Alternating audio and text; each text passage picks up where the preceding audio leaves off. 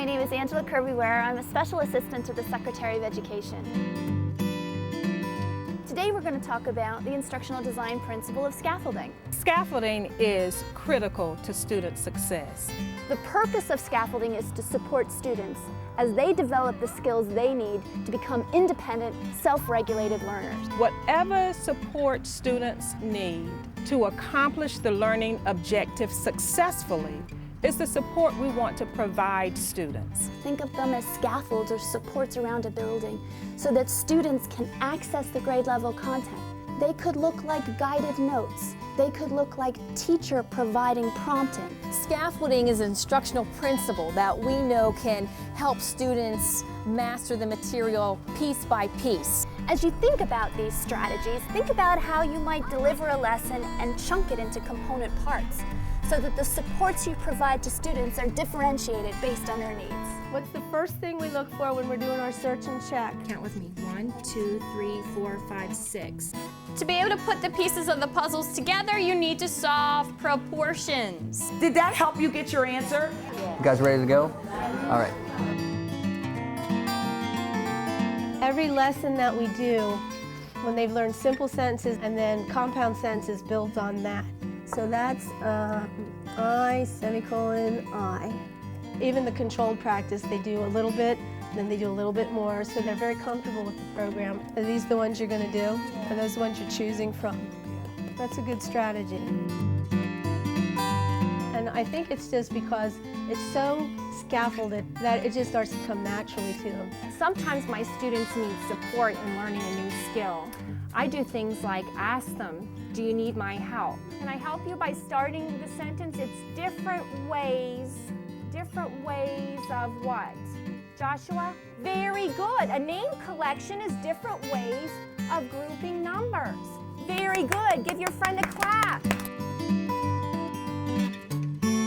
And then we're going to represent those numbers using base 10 blocks. Two things we've already done, but we've never put them together. Scaffolding my instruction, it happens all the time. Everything I'm doing, I'm scaffolding because of the diverse population I have here. Before asking myself or Mrs. Varner, you want to make sure that you have somebody in your group that understands proportions the best. So you want to ask that person first. The scaffolding itself is really their teammates. It takes me more out of the picture in the sense that they're talking to each other. They're holding each other accountable. 5 flats, 1 rod, and 2 units. And because they're responsible for that, they know that they have to take their time, make sure they're explaining it to the other students. But you understood the steps were to multiply the 2 numbers. Excellent.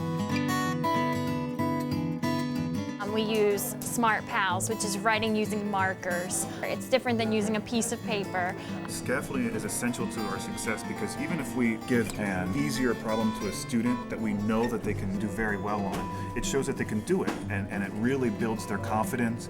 It might say to them, hey, I can try a harder problem and really keep on working up that ladder.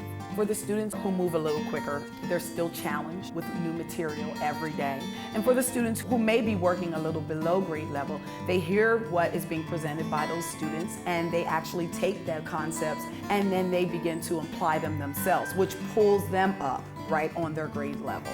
Natasha, you think you got it? You think if you had it written on paper, you could figure it out? Hi, I'm Heather, and I have a 1st grader and a 4th grader here at Tri-Community.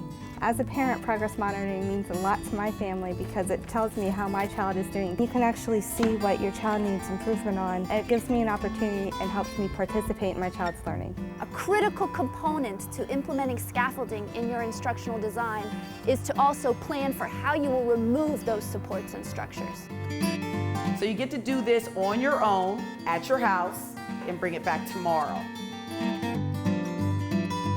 Scaffolding is another instructional design principle that allows the teacher to determine the supports each of the individual students need. I hope this has been instructive and will be useful as you plan and deliver your lessons.